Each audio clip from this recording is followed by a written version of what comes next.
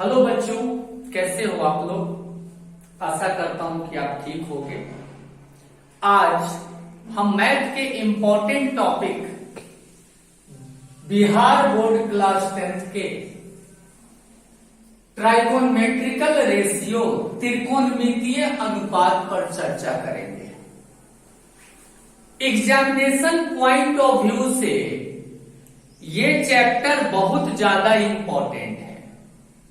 सबसे पहले हम ये जानेंगे कि त्रिकोणमिति क्या होता है। गौर कीजिए, त्रि का मतलब होता है तीन, अब कोण का मतलब एंगल, और मिति मतलब मेजरमेंट, उसको मापना। तो अगर देखा जाए वही इंग्लिश में देखोगे तो ट्राई का मतलब तीन, जीओएन गॉन मीन्स साइड जिसको भुजा, और मेट्रॉन मतलब उसका होता है माप करना। तो तीन कोण और तीन भुजा किस में होता है? त्रिभुज में होता है। त्रिभुज में तीन कोण होते हैं, त्रिभुज में तीन भुजा होती है। तो त्रिकोणमिति होता क्या है? तो मैथ का वह ब्रांच जिसमें हम त्रिभुज के कोणों, कितने कोण? तीन, और उनकी भुजाओं कितनी? तीन की लंबाइयों के अनुपात से संबंधित प्रश्नों का क्या करते हैं? हल करते हैं। क्या हुआ? त्रिकोणमिति गणित की वह शाखा है जिसमें हम त्रिभुज के कोण और उनकी भुजाओं के लंबाई के अनुपात से रिलेटेड प्रश्नों को क्या करते हैं? हम हल करते हैं। तो ध्यान दीजिए, त्रिकोणमितीय अनुपात को समझने के लिए हमको एक त्रिभुज को समझना होगा, और वो त्रिभुज कैसा होगा? वह त्रिभुज समकोण त्रिभुज होगा। समकोण त्रिभुज कैसे त्रिभुज को कहते हैं? वैसा त्रिभुज जिसका एक कोण 90 डिग्री का हो। कितने डिग्री का हो? 90 डिग्री का हो। तो मान लिया कि चित्र में ए, बी और सी एक समकोण त्रिभुज है जिसमें एंगल बी कितने डिग्री का है? 90 डिग्री का है। तो ए और सी ये जो दो कोण बच गए, ये न्यून कोण कहलाएंगे। 90 डिग्री से छोटा और 0 डिग्री से बड़ा जो कोण होता है वह न्यून कोण कहलाता है। तो मान लिया जाए कि एंगल बी जब 90 डिग्री है तो एंगल सी का मेजरमेंट हमने थीटा मान लिया। बहुत सारे ऐसे साइन हैं, देखिए ऐसा साइन रहेगा थीटा पढ़ेंगे, ऐसा साइन रहेगा अल्फा पढ़ेंगे, इसे हम बीटा पढ़ेंगे, इसे हम गामा पढ़ेंगे। ये साइन देखिए, ये डेल्टा हो गया, ये साइन जो हो गया ये ओमेगा हो गया। देखिए ये साइन का खास इंपॉर्टेंस है। ये साइन ऐसे हो गया तो ये फाई हो गया, और ये साइन देखिए इसे पाई बोलेंगे। तो इस तरह से इनमें से किसी भी साइन का यूज आप न्यून कोण के रूप में कर सकते हो। हमने यहां पर एंगल सी को क्या माना? थीटा माना। एंगल बी 90 डिग्री है, एंगल सी थीटा है। याद रखिएगा कि ये जो थीटा है इसके ठीक सामने का भुजा मतलब साइड, तो थीटा के ठीक सामने देखिएगा तो कौन सा भुजा नजर आएगा? ए बी नजर आएगा। तो थीटा के ठीक सामने का जो साइड होता है इसको हम लोग लंब बोलते हैं। लंब मतलब परपेंडिकुलर, इसको P से डिनोट करते हैं। और 90 डिग्री के ठीक साइड होगा 90 डिग्री, देखिए यहाँ है, इसके ठीक सामने देखिए कौन सा साइड है, AC साइड है। 90 डिग्री के ठीक सामने का जो साइड होता है इसको कर्ण बोलते हैं। क्या बोलते हैं? कर्ण। इंग्लिश में इसको हाइपोटेन्यूज कहा जाता है। इसको हम H से सूचित करते हैं, H हाइपोटेन्यूज से सूचित करते हैं। और उसके बाद जो शेष भुजा बच गई वह आधार कहलाता है। आधार को इंग्लिश में बेस बोलते हैं, इसको B से सूचित करते हैं। तो क्या सीखा हमने कि 90 डिग्री के ठीक सामने की भुजा कर्ण कहलाएगी, थीटा के ठीक सामने की भुजा लंब कहलाएगी और शेष भुजा आधार कहलाएगी।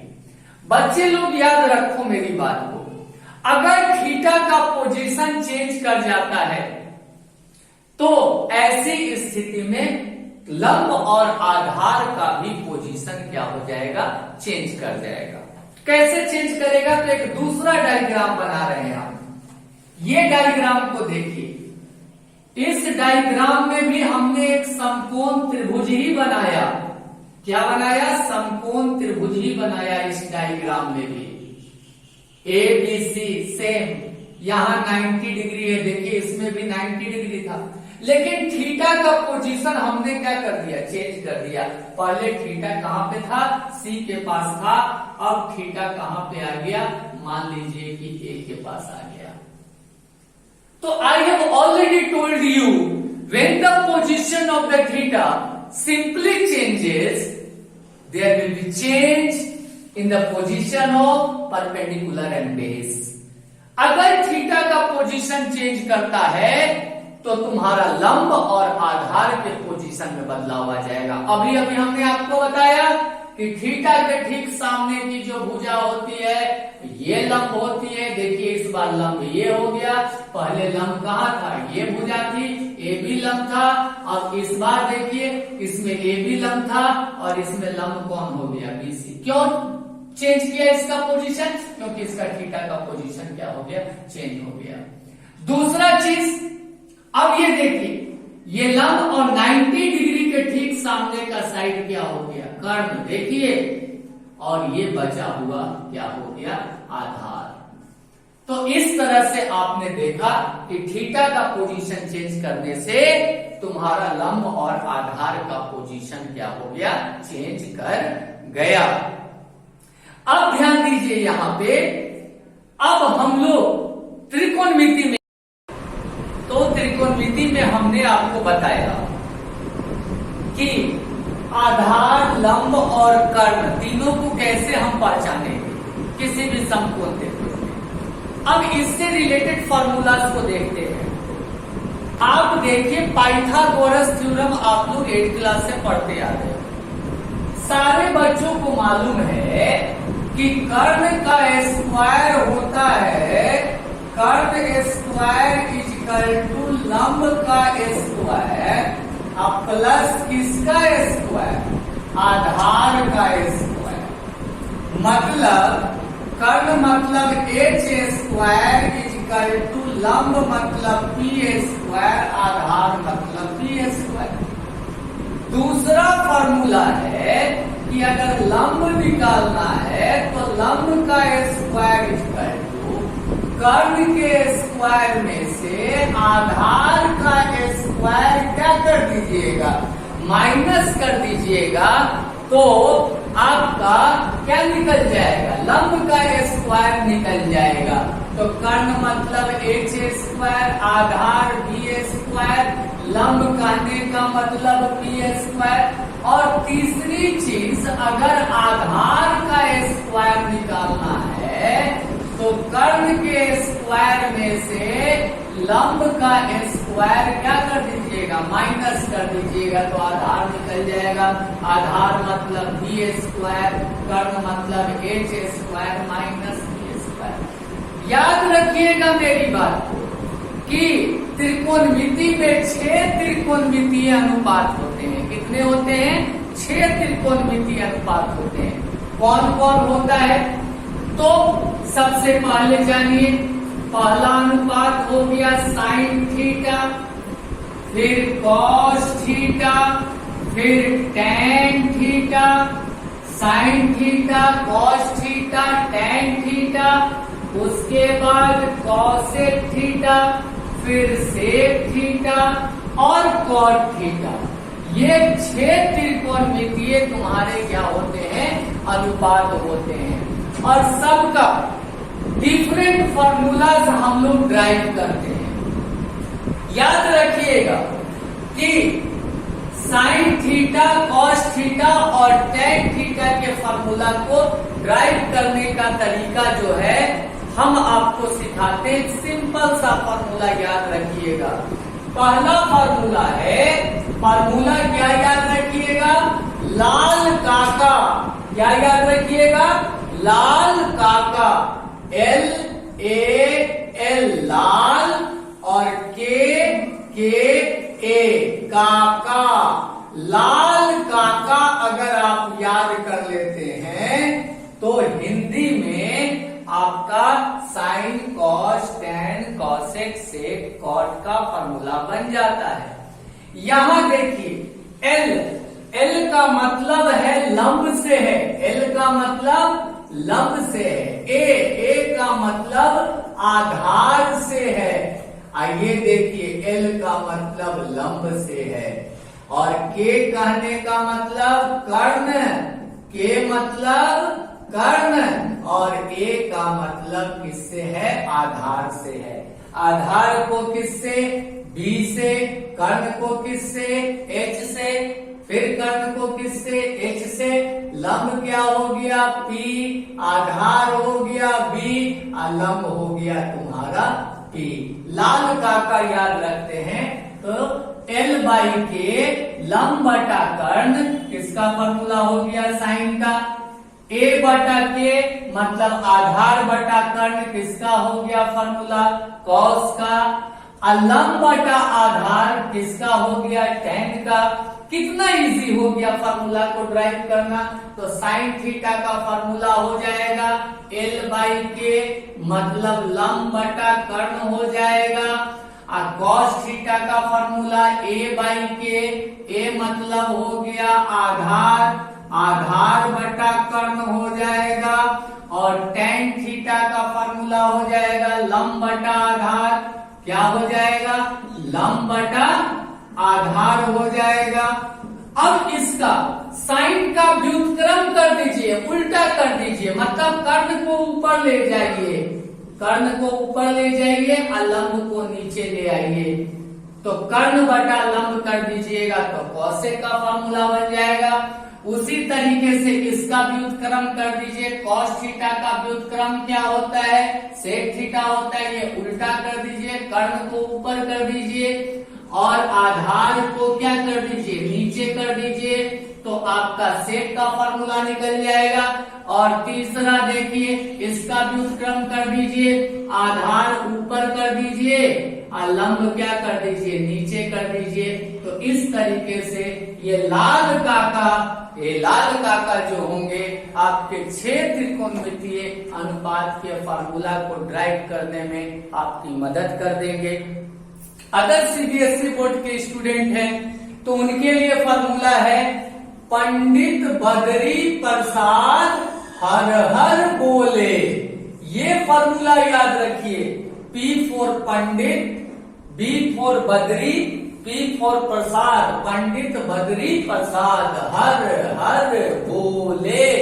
ये हो जाएगा साइन का फॉर्मूला। साइन मतलब हो गया क्या, P/H साइन का फॉर्मूला।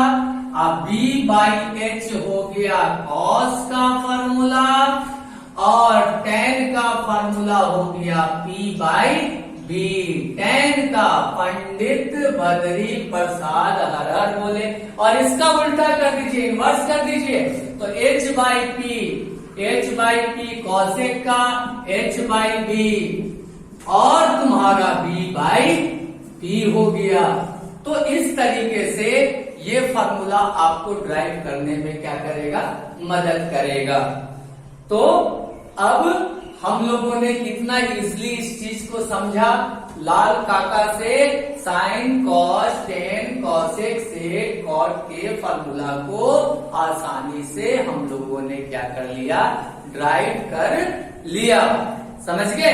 अब हम लोग इसको कंटिन्यू करते हैं। मैंने आपको बताया कि साइन का व्युत्क्रम जो होता है कॉसेक होता है, तो कॉसेक का व्युत्क्रम क्या होगा, साइन होगा। कॉस का व्युत्क्रम सेक होता है, तो सेक का व्युत्क्रम कौन होगा, कॉस होगा। टेन का व्युत्क्रम कॉट होता है, तो कॉट का व्युत्क्रम क्या होगा, टेन होगा।